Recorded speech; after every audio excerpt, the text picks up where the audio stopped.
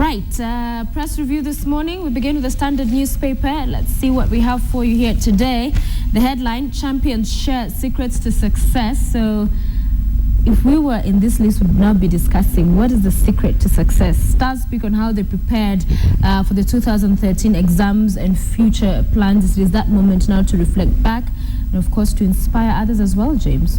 Absolutely, and they talk about also what they'd like to do in the future plans, chemical engineering, medicine, economics, finance, medicine, aeronautical engineer, neurosurgery, marine engineering, neurosurgery, medicine, engineering, financial planning, future plans. Yeah, and majority of them, and you can read that story, it continues on page 2, have a bias towards science-related courses, and there are more details of the KCSE results running across pages 2 and 3.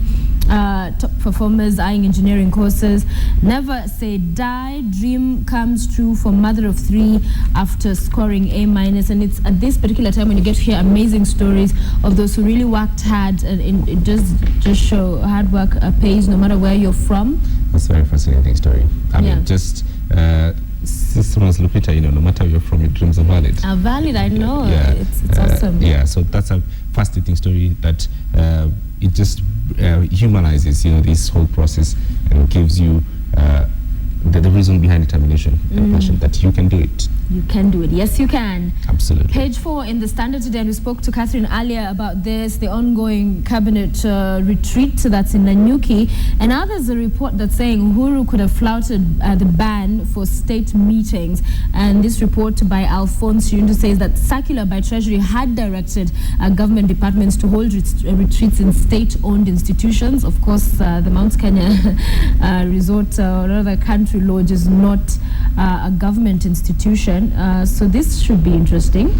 Well, an interesting angle out of it, that the government and the president himself and the top echelon of power, if you like, should be able to hold on to its own. You know, they make the laws. They should be able to follow the laws for others to follow the law. You know? So this just flies in the face of, you know, those regulations that Henry Rotich, you know, had put together for the Treasury, that all other government institutions have held their retreat and their meetings in government-owned institutions. That way means that the government gets its own money back in a way. And you have the State House spokesman, SCPC, who had said about that ban that it will help in cutting down the wage bill, so that you have all those, of course, cabinet secretaries up there. It's going to cost quite a bit to keep them there for the 3 days. It will be interesting to hear what they'll have to say as far as that circular is concerned. But when we're talking about what emerged and what the president said, he says there's no room for failures. They must deliver. Interesting bit. And also the deputy president going through and talking about issues that the government fails. The government is the people of Kenya who have failed. If the government succeeds, it is the people of this country who have succeeded. So interesting development there. We need to follow up and see what happens after tomorrow. Like Catherine told us earlier on, a clear roadmap would be good. Indeed, and we'll continue with our press review in a short while. But we've been telling you about that craziness and chaotic scenes that have been witnessed on Thika Road. We're now joined by Laban, who's with the Mathuri Roots. Remember, all the updates we give you every morning. Mathuri Roots usually have those updates for us, and he's joining us via phone. Laban, good morning. Good morning. Thanks for joining us. What's going on this morning? Yeah, so there's a Matatu strike, as it was announced yesterday, and some roads have already been blocked. It's like Thika Road at Mutaiga, and you know, when that happens, that means Kiambu Road is also affected, and Outer Ring Road as well. Yeah, but there are other areas that are really not bad. Like, I think Ngong Road is operating as normal. That's what we are getting from our volunteers here. So, and then also Wayaki Way is doing fine, though a bit of jam, but I haven't heard of anything to do with the strike yet. Well, but the question that happens when Thika Road is blocked, and we can delve that deeper a bit because Thika Road is a specific case that the Matatu's operators are protesting above that. The levy, I think, that the government has proposed on Thika Road, so that would be why Thika Road is blocked this morning. Do you reckon?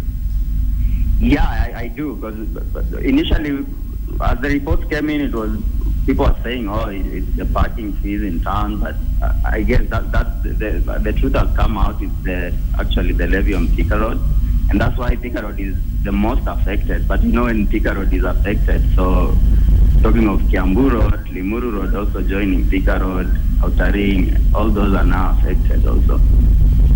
Indeed, that mess there trickles down to many other routes. But we know also the strike was called because of the parking fee that increased, is it? Yeah, the levy and also the parking fees. But I don't know why Matatu should complain about parking fees in town, because the public transport providers, I don't think they should be parking in town. But yeah, it's the parking and the levy on Thika Highway. Well, Laban, just an update coming in again is that Matatus have blocked Mtindwa, the junction at Mtindwa. Someone says that he's forced to turn and find alternative means as taking a train or hiking lifts to work. So also appears this is going on in Mtindwa. That blockage there, Outer Ring, already had started to build up owing to Thika Road being blocked. So this is just growing into a whole messy affair this morning. Yeah, this morning, in fact, this day is going to be a long day for commuters. What we'll tell commuters is just use the available means like the train. And I think Kenya Railways should also provide, the train should operate a couple of times just to ease. Because we know, we've been here before, and when these guys, the Matatu operators, strike, like it might not be worse this morning, but it's gonna get worse and worse as the day goes on. All right. Well, Laban, we will call you in half an hour again. I think this situation is developing around 7. We'll call you just to hear what has happened on the road. Definitely not looking very good for Wednesday morning. I know it's not, and usually it's bad in the mornings, but with this kind of a situation, the strike and road blocking, if you're going to strike, why block the road? Like, strike, put your Matatu aside, but don't interfere with everybody else, going to wherever it is they're going. Absolutely. Laban, keep an eye for us. We'll talk to you in exactly half an hour. Okay, thank you, James. Thank you, Laban. And of course, we'll continue to update you. And as you go out, whatever you see out there, do tweet us, and we'll keep everybody informed. But it's going to be a chaotic, mad Wednesday morning today, so caution on that.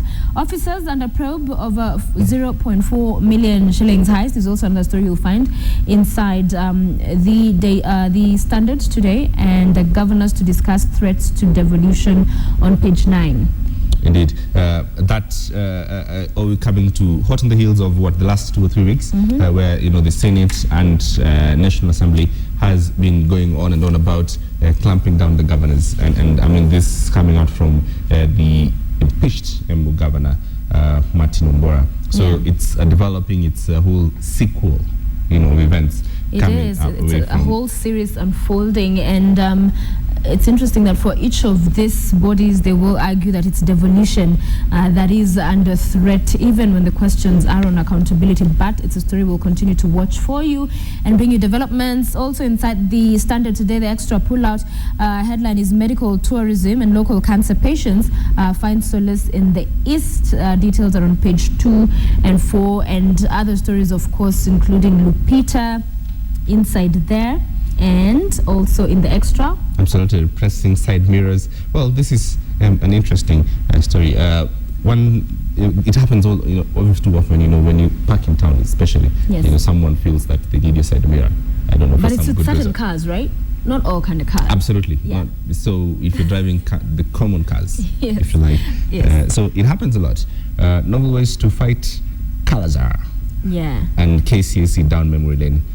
That's interesting with a Twitter hashtag. With a Twitter hashtag there for you. So do grab yourself a copy of the Standard today. The Daily Nation leads with, again, KCSC, how we did it, KCSC Giant Success Secrets. So it's all about what it took, the long hours of hard work and sleepless nights for some. Absolutely. I mean, and I think we got this right when the day of the KCC being released, and talking to those who had done well and those who had progressed, it appeared there was something like a trend, of how they did and what they did. Right, and page 2 focuses on the ICC, of course, the International Criminal Court, those cases ongoing there, and Ruto claims witness was pampered. So you have the prosecution spent at least 3,500 euros, that's a lot of money, more than it used on taking care of the others. DP's lawyers are sat in court. Indeed, and that David Hooper says that the sum expended is higher than the bread and butter from the prosecution for other witnesses. Yes, and it's all about proving that there are issues and discrepancies in as far as what it took to align some of these witnesses, and perhaps what is also motivating them to testify. Also, there's a story there, TNA court asked to kick out Olo. So the Secretary General, again, he's not out of the woods yet. And as far as the leadership squabbles we saw a little bit last week concerned, someone has moved to court. Well, indeed, I mean, politics, both parties, TNA, I think European ODM are facing a moment of what house cleaning, yes. or something about just pull and push inside the house, and just like what the leader of majority Edon Dwale told us yesterday, it's a water Land Rover, you can quite fit an analogy. up to 50 people in that Land Rover. Yeah, it's supposed to carry 10. As it goes through Isn't the it? rocky moments, yes, everybody kind of finds their space. Find their space. But do you think place. that will happen here? I highly think so. I mean, we had the former Eliud Walo, who ran the campaign for Raila Odinga yesterday, saying, well, I withdraw my services for code. And you see all this push and pull inside ODM and whatnot, and then this has been happening in TNA as well. So I think it's appointed to something, and I think it happens after every elections. Yeah. That there have to be some realignment. So this is about realignment. People finding their space behind the Land Rover. Finding their space behind the Land Rover, James. But did it shock you on the case of Eliud Walo that the former Prime Minister, was said to have said that he was never part of the team in the first place? Did it shock? I think the whole comment on Eliud Walo and the Prime Minister, and I think for the Prime Minister especially, I think former Prime Minister, the story and has been that of the people who had worked for him in the last campaign have sort of been falling by the wayside, either by design or not, or default. But that has been the story. So either it's him to keep face, saying, well, the fellow was not part of my campaign in the beginning. It wasn't that crucial. Or it could be real. So we would know. I mean, it's something that will progress. But I think the truth of the matter is that all of us can draw, a conclusion is that, that something clearly is happening. What that is what we'll put our finger on as this story progresses. And as also we're talking about the KCSE results, attention now shifts, James, to the question of college and the absorption. Of course, we know from primary school into secondary schools, those numbers keep diminishing. And even this time around, all those over 450,000 candidates, not all of them will get slots in higher institutions of learning. It is actually, out of this 400,000, probably 100,000 are the one going to get a place in an institution of higher learning. The rest have to find their space and places, they have to do bridging gaps here and there, and sort of, just weave your way around the system. And that has been the case in this education system for a very, very long time. Well, the truth is, that, as we talked on Monday again with the education experts, that is part of a problem of our education system, is that it places so much emphasis on that examination, and it doesn't guarantee those who are being examined a chance and an opportunity to progress to the next level. Yeah. So it is more of sort of a government abdicating its duty to educate you, if you like. And such an inspirational story. And what next is the question for this inmate on page 6 in the Daily Nation. He's got an A-, and that is Samuel Kamarwa. Amazing performance. I mean, just like the mother who gave birth, and get an A-, this another inmate, another A-. Interesting story. There's show you that how the spirit and the idea of going there and commitment can do to you. And James, on split screen right now, you're seeing some pictures from Mombasa Road. So looks all good right now. This is outside the Standard Group Center. Clear. But as you said, there's a part before this particular section that could be a mess. That could be a mess. Yeah. So this is not a picture of the entire Mombasa Road. But it looks clear, looks clean. I don't know if Matatu is on Mombasa Road, plying the Mombasa Road, have gone on strike because it's been pieces in here. But I mean, if you can see, that's a Matatu going right there. So it appears maybe it's an empty one that's going to join the strike. Well, you never know, but it looks very clear. It looks very good. So another Matatu. Okay. Yes. So it appears that Mombasa Road is quite on, just as Langata Road. At this hour, we do understand that it's Thika Road that is a mess. That, as Laba has informed us earlier on, that means Limuru Road and Kiambu Road are absolutely another symbolic state of the affairs this morning. Umoina and other Matatus from Umoza have blocked the roads. They've just driven on the road and blocked the road. So it means even if you have a personal car, you cannot leave. So it means you might have to take a train or have to walk and get other means of transport. Yeah, but it's interesting, on that clip we see quite a number of the public service vehicles, so it seems I doubt it will be a problem perhaps on this side, but also carpooling is one of those things today. Patiana lift. Saidia. Definitely. Yes, and that story we talked about a little bit earlier on Raila campaign manager quits court, and what he said, he's quoted here as having said on the back page, "I have in the recent past faced persistent but unwarranted attacks from your cousin, Jacoyo Midiwo, informed primarily by what I believe is his desire for unlimited and unfettered political space around you."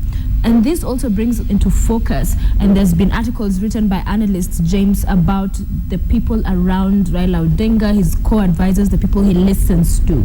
Well, and this what also happened in the previous in the last election during the for the nominations for the different seats, and the question that has been is that the people around the former prime minister who would be only looking out for their political interest, so it didn't matter about his own personal interest, that they would not put down their personal interest to advance his interest. And that has been a push and pull. I mean, like Kowalo cites in his letter, says this is a former, this is your cousin, and he wants space around has you. Also come into this conversation. Yes, and your brother, and you have all these things. You have people around you who want to hang around you and are not giving other people space, around you.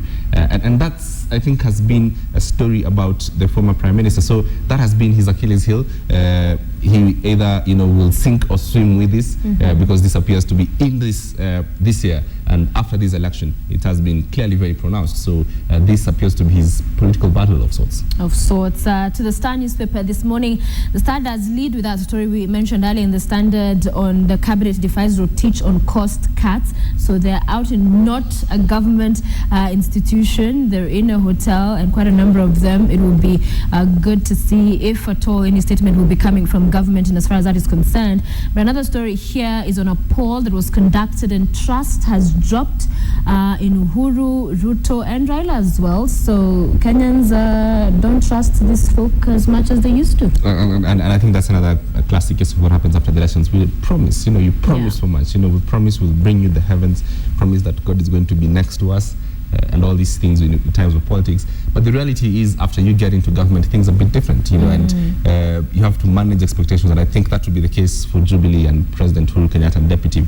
William Ruto, that they had to figure out how to manage expectations. You've overpromised, and you tell people, listen, we need to come back to earth. Kenya is still what it was before March the 4th. Right. It's going to be what it is for quite a long time. Hopefully get better. We're going to build it block by block, brick by brick, the way the deputy president used to say, stone by stone. So it takes time, It takes time. So I think it's a case of managing those expectations. Right, and of course, the latest Ipsos Synovate poll shows that Uhuru lost 12 points, with 41% saying they trusted the president, compared to 53% in November. Then Ruto fell to 38 from 48%, and Raila to 25% from 37%. Just some of those figures for you from that poll. But also just back to the schools again, there are lots of different angles of that school story, James, in as far as the results are now out. And a question being posed here in the front page of the Star is, what went wrong with top schools? And you have the Kenya Secondary Schools Heads Association chairman attributing the fading of the academic giants to the elevation of 60 provincial schools to national status. So that is being attributed to that. Absolutely, and we are watching the roads for you. Also, that is Mombasa Road at this hour appears fairly okay. But you can follow this also on Twitter as we are. That is hashtag Matatu strike. And there's updates that receiving that people are walking to work. That's from Thika Road. The Matatus, apparently the Matatus in Thika Road have not struck per se. That's that the roads have been blocked. Yes. So they cannot move, and all the vehicles also cannot move. So that's the situation coming from Thika Road.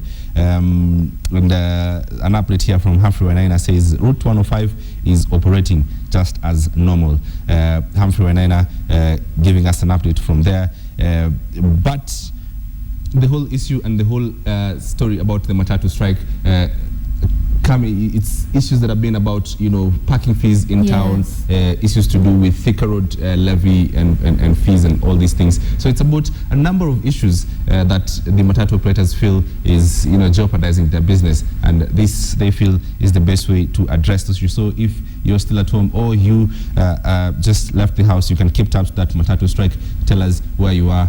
We will be able to share with the rest of the country where you are and see how we can move to the next level. That can tweet us at KTN Kenya, tweet at James Smart, tweet at Sophia Wanuna, and we let's keep you moving. Indeed, and just that hashtag already just making quite a number of tweets coming through, and some just consoling themselves with this whole strike and mess this morning. Joshua Momanyi saying, leo ni ile siku wahenga walisema futsubishi niponye. So we will see, unfortunately, quite a number of people resort to or having to walk, and of course we'll see also hiking of fares, because what usually happens is that right now, yes, there will be that strike, and then slowly by slowly there will be those who will want to continue with business, and so with that hike the fares, and desperate people will get into those few that will be operating, the few Matatus or PSVs. So it's just one of those days that is not good for anybody who's using the public service vehicles. Well, that's Brian Murimi on Twitter says, well, what this means is that Mira farmers from Embu and Meru today have to hire helicopters.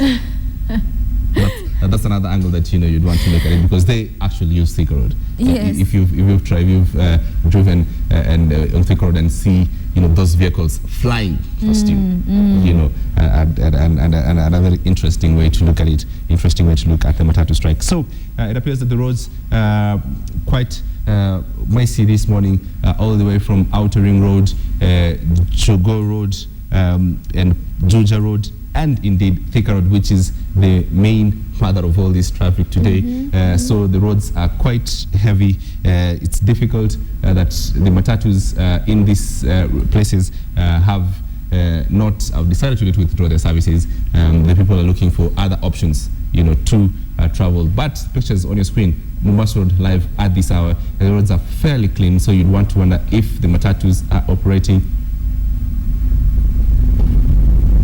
Right, and also Majogo Road, somebody saying leo ni nyue until you get to Rikana, then it slows down kidogo. But so some roads are not that badly affected. They still you still have the public service vehicles operating, but some are bad. Westlands roundabout okay, drivers obeying traffic lights. Somebody here is tweeting Chiroma Museum Hill in town is moving well. So it's not all chaos, just that some parts of the town you definitely want to be praying that things get resolved as soon as possible. Absolutely, and the trains are saving the day in other parts of Nairobi today. We see a picture on Twitter that we will put up shortly, is that Kenyans are taking the trains big time this morning.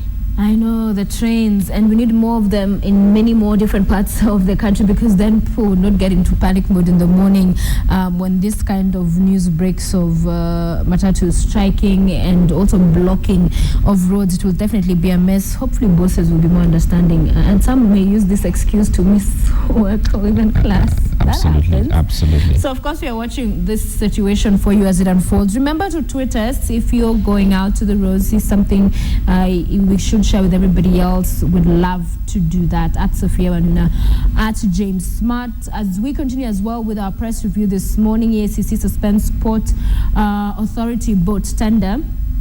So you have the Ethics and Anti-Corruption Commission has ordered the suspension of a tender to supply a tugboat to Kenya Ports Authority, which was expected to cost a whopping 1 billion shillings. That is is it RV or MV mtafiti? Sijui kama ni hiyo. And several other stories, of course, you will find as well inside the Star newspaper today. Trust in Uhuru Ruto Raila collapses continues on page 6, as was highlighted in the front page of the Star. And also the People has get rid of Oburu Midiwo. That's what Raila is being told. And as far as the ODM wrangles go. Right, indeed. Those are your headlines this morning. Grab your favorite copy of your favorite daily. They will not have the Matatu strike, however. Yes, they will not have but that. We will. We'll have those pictures for you from all those parts of town. We're already on the ground, and we'll bring you the updates as soon as we have them. Remember our question of the day. Yesterday, the country marked 1 year since she went to the polls in the general election that was conducted by the Independent Electoral and Boundaries Commission. Saw it for the first time in Kenya's history conduct 6 elections in 1 day. Since then, we've been hearing them suggesting that perhaps in future elections we need to stagger that process. But 1 year on, do you still have faith in the IEBC after that general election? It's 1 year on, and of course we've had the former Prime Minister criticize the IEBC numerous times and say that Kenya should not go to the next poll with the IEBC as currently constituted. So do send us your views. Absolutely. At Sophia Wanuna, at KTN Kenya, and at James Smart. We're looking out for those views about this country, about 1 year on where we are. But most importantly, if you start with the roads and whatnot, Ash Matatu strike.